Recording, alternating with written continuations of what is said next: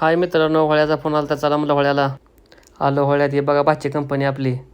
पोरं म्हणले की चला पवायला. घेतलं टायवला आपापलं सामान. निघाली मस्तपैकी थटात भाचं. चला म्हणलं आपण पवावं. मी आपण घेतला टायवेल एका भाच्याचा.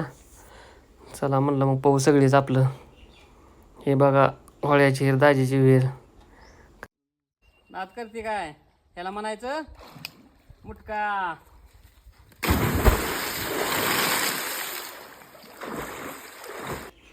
ही बघा शुभमची माकडवडी आमच्या.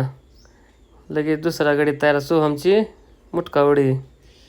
लगेच तिसरा हे मग आमचा बघा सलामी देऊन ही खुपशी वरपट्टी.